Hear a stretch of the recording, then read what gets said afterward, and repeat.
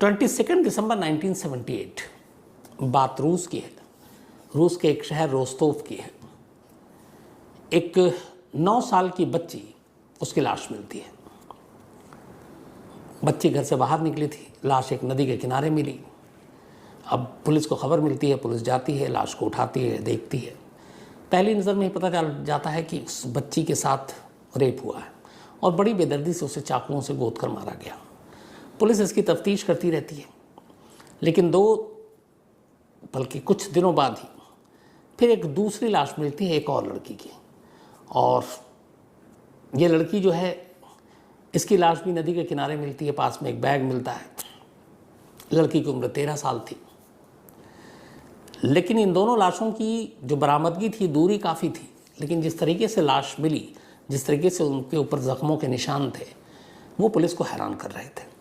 दोनों में सिमिलरिटी थी और दोनों ही केस में लड़की की जो ब्रेस्ट थे उसको काट लिया गया था। अब पुलिस को लगा कि ये कौन सनकी है जो ऐसा काम कर सकता है। इसी दौरान में कुछ वक्त बीता और एक और लड़की की लाश मिली, उसके साथ भी सेम ऐसे ही। अब पुलिस परेशान कि ये क्या मामला है, तफ्तीश जारी थी। इसी दौरान ने पुलिस को एक जानकारी मिली कि इन 3 बच्चियों में से एक बच्ची के साथ उसने एक शख्स को देखा था जो उसके साथ बड़ी दोस्ताना व्यवहार कर रहा था और उसको लेकर अपने साथ गया। और फिर बाद में उस बच्ची की लाश मिली। उस बंदे का नाम था अलेक्जेंडर कराचेनोको। जब पुलिस को पता चला कि ये अलेक्जेंडर है तो पुलिस ने फिर उसकी हिस्ट्री खंगाली। पता चला कि ऑलरेडी रेप के मामले में पहले जेल जा चुका है और उसी इलाके का था जहाँ से लाशें मिल रही थी। पुलिस ने उसे उठाया, उसके बाद उसे टॉर्चर किया। उसके बाद पुलिस ने बयान दिया कि उसने अपना जुर्म कबूल कर लिया, इन लड़कियों के कत्ल के पीछे उसी का हाथ है। और इसके बाद ट्रायल हुआ और ट्रायल के बाद उसे गुनहगार ठहराया गया और 1982 में फायरिंग स्क्वाड ने अलेक्जेंडर को गोली मारकर सजाए मौत की जो तामील थी वो पूरी कर दी, क्योंकि उसे डेथ पेनल्टी मिला था। तो 78 में बच्चियों के कत्लेआम का सिलसिला शुरू हुआ और 4 साल के अंदर ही वहाँ रशियन पुलिस ने अलेक्जेंडर को उन बच्चियों का कातिल करार देकर अदालत से सज़ा भी दिलवा दी। उसे सर के पिछले हिस्से में गोली फायरिंग स्क्वाड ने मारी और उसकी मौत हो गई। अब लगा चलो केस ख़त्म, सुलझ गया सब कुछ, लेकिन ऐसा था नहीं। इसके बाद अगले 12 सालों तक इसी रोस्तोव शहर में एक के बाद एक लड़कियां, औरतें, इवन बच्चों को मारा गया। और इन 52 के 52 मर्डर्स में जो तरीका था वो एक ही था, हर एक को चाकू से गोदा गया।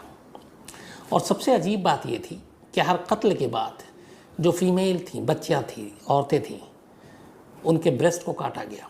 जो लड़के थे उनके प्राइवेट पार्ट्स को काटा गया, किसी के ज़ुबान काटे गए, किसी की आंखें निकाली गईं। इस वहशियाना तरीके से रूस में इससे पहले ऐसा कोई कत्लेआम नहीं हुआ। अब पुलिस परेशान हो गई, लोग घबराने लगे। जिस तरीके से, जिस दरिंदगी से मारा जा रहा था, तो रूस के इतिहास में ये पहली बार था। अब ख़ासतौर पर मॉस्को तक ये बात पहुंची, रूस की राजधानी। वहाँ कहा गया कि यहाँ रोस्तोव शहर में लोगों के अंदर ज़बरदस्त दहशत है और कोई एक ऐसा सीरियल किलर है जो इस तरह के कत्लेआम कर रहा है। अब मॉस्को से स्पेशल टीम इन्वेस्टिगेटिव भेजी जाती है कि आप जाओ और इसको हैंडल करो। अब वो स्पेशल टीम आती है, यहाँ पर आने के बाद रोस्तोव में हर एक केस को स्टडी करती है। जब केस को स्टडी करती है हर एक को, तो पता चलता है कि जो ज़्यादातर लाशें मिली हैं वो या तो नदी किनारे मिली हैं, जंगल में मिली हैं, या रेलवे ट्रैक पे, रेलवे स्टेशन के पास मिली हैं, या फिर बस स्टॉप पे। लेकिन इनमें से भी जब शॉर्टलिस्ट किया गया तो पता चला सबसे ज़्यादा जो लाशें मिली हैं वो रेलवे ट्रैक के किनारे मिली हैं। तो अंदाज़ा ये लगाया गया कि जो भी कातिल है वो ट्रेन का इस्तेमाल करता है, वारदात को अंजाम देता है और उसी ट्रेन के साथ फिर कहीं गायब हो जाता है। अब ये जानकारी थी, इसके बाद पूरे जासूसों का जाल बिछाया गया रोस्तोव शहर में और कहा गया कि ऐसे शख्स पे नज़र रखो जो ट्रेन से आता जाता हो और ज़रा भी वो डाउटफुल हो, सस्पेक्टेड हो, संदिग्ध हो, तो उसे पकड़ा जाए। अब ये सारी चीज़ें होने लगी। इधर कत्ल का सिलसिला लगातार चल रहा था, लगातार एक के बाद एक लाशें मिलती जा रही थी। जो तफ्तीश हुई तो पता चला कि जितने भी अब तक कत्ल हुए थे उनमें जो एज था 8 साल से लेकर 44 साल, 8 to 44 ईयर्स की बच्चियाँ, बच्चे, औरतें, और इन सभी बॉडी के जब सारी चीज़ें देखी गई तो पता चला कि जितने भी कत्ल हुए उनमें फीमेल के ब्रेस्ट काटे गए, जो लड़के थे, बच्चे थे, उनके प्राइवेट पार्ट्स काटे गए, आंखें निकाल ली गईं, ज़ुबान काट दी गई, यूट्रस निकाल दिया। तो इस तरीके से ऐसा कत्ल इससे पहले कभी सुना ही नहीं था वहाँ के लोगों ने, और यही वजह है कि इन सब चीज़ों की वजह से ज़्यादा दहशत फैल गई।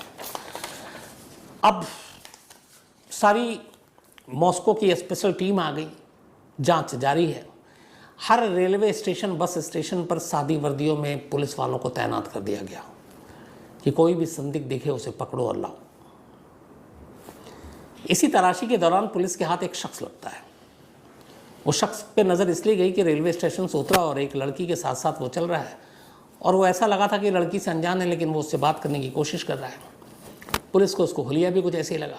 सादी वर्दी में पुलिस गई, उसे रोका, उसके बाद उससे पूछताछ की। उसके पास एक ब्रीफकेस था, ब्रीफकेस में एक चाकू था, एक रस्सी थी।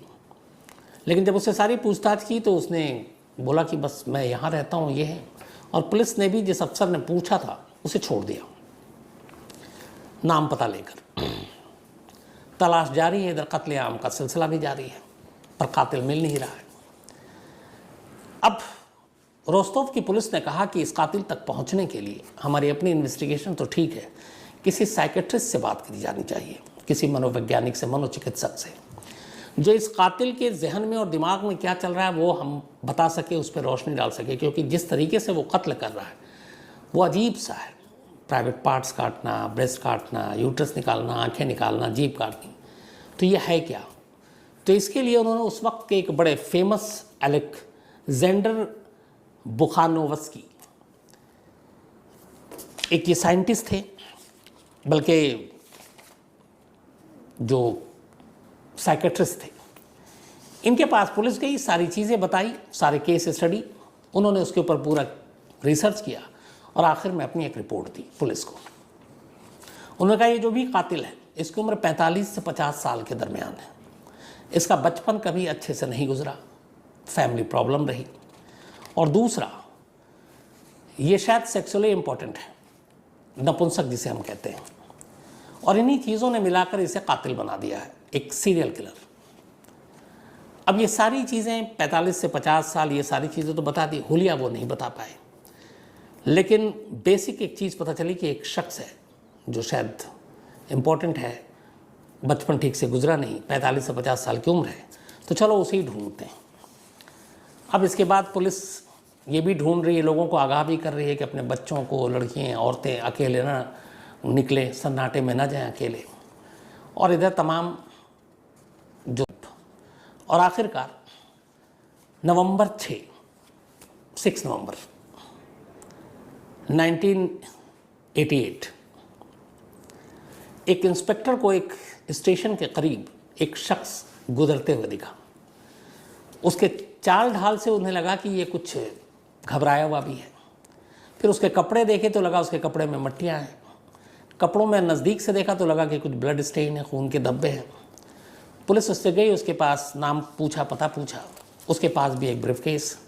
जब ब्रीफकेस को खोला तो देखा कि उसमें एक चाकू है और एक रस्सी है। फ़ौरन पुलिस ने अपने सीनियर अफसरों को इन्फॉर्म किया।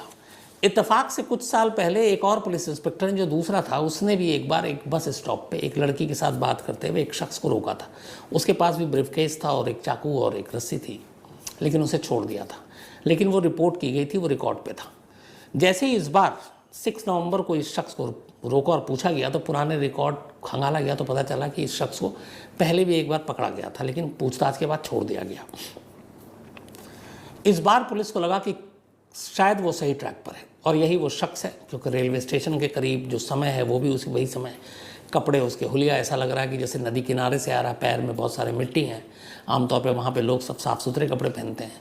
खून के निशानों ने भी चौंकाया कपड़ों पर, और बैग में चाकू और रस्सी रखने का मतलब क्या है।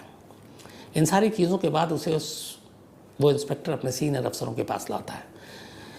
इत्तेफाक से जिस शख्स को पकड़ा गया था उसके ऊपर एक बहुत पहले एक चोरी का मामला दर्ज था, तो पुलिस के पास एक वो भी मिल गया, कि सिर्फ पूछताछ नहीं, उस चोरी के मामले में इसको हम अरेस्ट दिखा सकते हैं।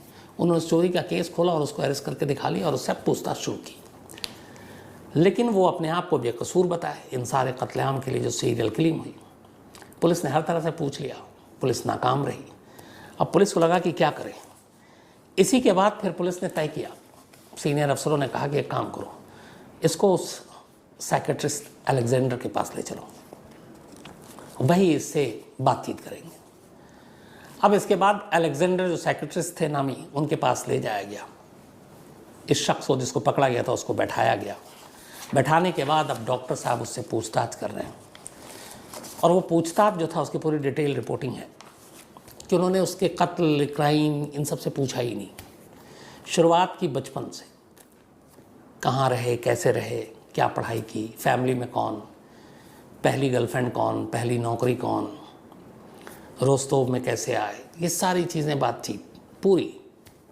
उसके बाद जब जब ये कत्ल हुए थे, अब तक 52 हो चुके थे, उन दिनों की खबर, इन 52 कत्ल की खबर उसे थी कि नहीं थी, ये भी सवाल। उन दिनों में वो कहाँ था, मतलब बारीक से बारीक, छोटी से छोटी। सामने वाले को भी लग रहा है कि ये शायद सिर्फ जानकारी ले रहा, हम पे शक नहीं कर रहा है।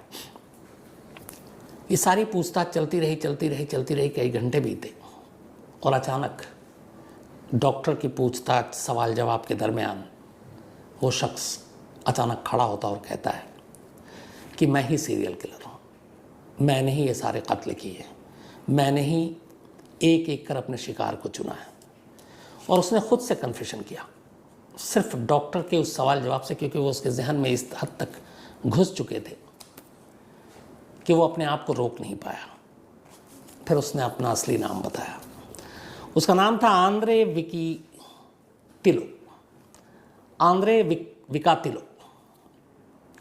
उसने कहा कि हाँ, मैंने सब कुछ मारा, ये कत्ल की जिम्मेदारी लेता हूँ। और इसके बाद फिर उसने अपनी पूरी जो कहानी सुनाई, वो कहानी ये थी, फर्स्ट वर्ल्ड वॉर ख़त्म हो चुका था, सेकेंड वर्ल्ड वॉर ने लगभग दस्तक दे दी थी। 36-37 से ही सुगबुगाहट शुरू हो गई थी। और उसी सेकेंड वर्ल्ड वॉर के दौरान 1936 में आंद्रे का जन्म होता है, यूक्रेन के एक इलाके में, वही यूक्रेन जहाँ इस वक्त रशिया और रूस के बीच जंग चल रही है। तो वहाँ पे हालात ठीक नहीं थे। नाजी सेना और जो जर्मन और रूस, इधर लड़ाई चल रही थी। सेकेंड वर्ल्ड वॉर की आहट हो चुकी थी। जिस जगह पे आंद्रे का जन्म हुआ, पिता इसके गरीब थे, माँ भी गरीब, और उस इलाके में उससे पहले बहुत ज़्यादा बुरी हालत थी। लोग गरीब थे, खाने को नहीं था, अकाल के जैसे हालात थे। जंग ने और सब कुछ बर्बाद कर दिया था। इधर दूसरा जंग फिर से सर पे मंडरा रहा था। तो कुल मिलाकर आंद्रे के परिवार में ये था। और आंद्रे के आसपास कहते हैं कि लोग कई कई दिनों तक घास खाकर जिंदा रहते थे। वो घास की रोटियां बनाते, घास उबाल कर खाते, अनाज था नहीं, हालात बड़े ख़राब थे। तो ऐसे माहौल में आंद्रे ने परवरिश अपनी पाई। थोड़ा बड़ा हुआ, वहीं पास के स्कूल में भेज दिया गया। इधर उसके बाप को जबरन जो है सेना में भेज दिया गया लड़ने के लिए। और फिर उन्होंने विद्रोह किया तो उनको जेल डाल दिया गया।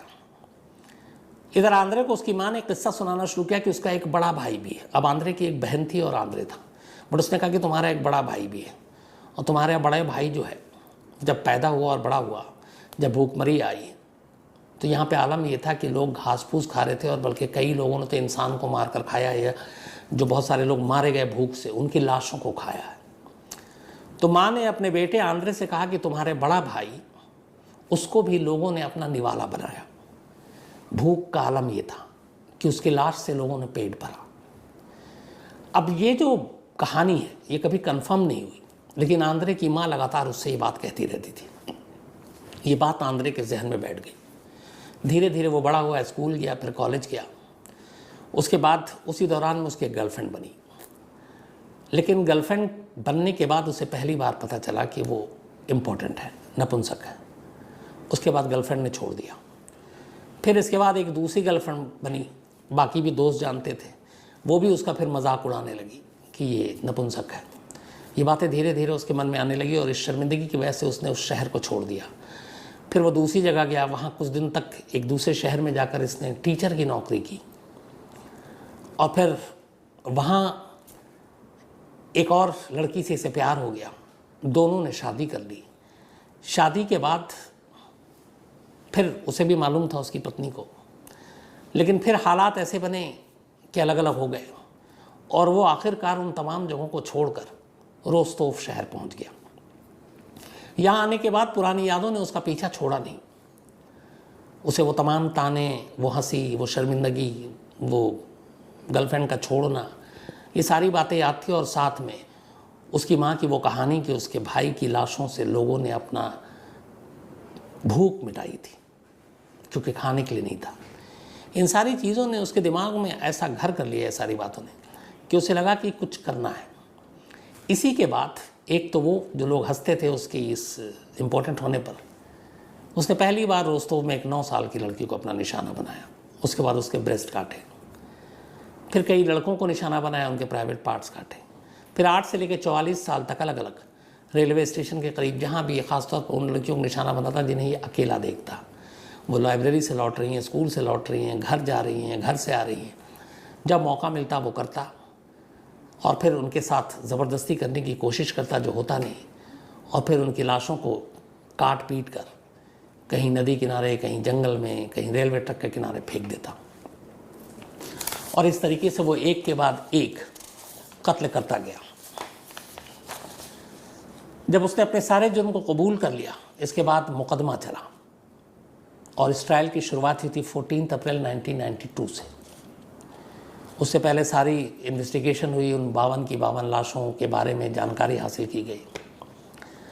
कहते हैं कि जब ट्रायल शुरू हुआ तो कई बार आंद्रे ने बाकायदा भरी अदालत में, कोर्ट रूम के सामने, जज के सामने अपने पैंट खोलकर ये बताने की कोशिश की कि मैं इम्पोर्टेंट हूँ, मैं नपुंसक हूँ। उन चीज़ों का असर पड़ा नहीं और आखिरकार आंद्रे विकातिलो को इस मुकदमे की कार्रवाई पूरे होने के बाद अक्टूबर 15, 1994, बल्कि 1993, अक्टूबर 15, 1993 को अदालत ने 52 कत्ल के लिए आंद्रे को सजाए मौत दी, 52 मर्डर्स के लिए, अक्टूबर 15, 1993। इसके बाद करीब 5 महीना बीतता है, ये अपील करता है, उस अपील को भी रद्द कर दी जाती है और आखिरकार 14 फरवरी 1994 वैलेंटाइंस डे के दिन 14 फरवरी 1994 को रोस्तोव शहर में रोस्तोव जेल के अंदर चिकातिलो को एक गार्ड सर में पीछे से गोली मारता है। यही उसकी सज़ा दी। अदालत ने उसको फायरिंग स्क्वाड से मारने के जो है वो हुक्म दिया था। तो वैलेंटाइंस डे 14 फरवरी 1994 को रूस के शायद अब तक के सबसे वहशी, दरिंदे और सबसे बड़े सीरियल किलर का खात्मा होता है और उसे सर में पीछे की तरफ से गोली मारी जाती है। और इस तरीके से आंद्रे विकातिलो की कहानी ख़त्म होती है। आंद्रे विकातिलो को रोस्तोव रिपर, रोस्तोव का दरिंदा, रोस्तोव का जंगली, मतलब रोस्तोव का कसाई, कई नाम से पुकारा गया। आज भी लोग जब उन हादसों को याद करते हैं तो सिहर उठते हैं।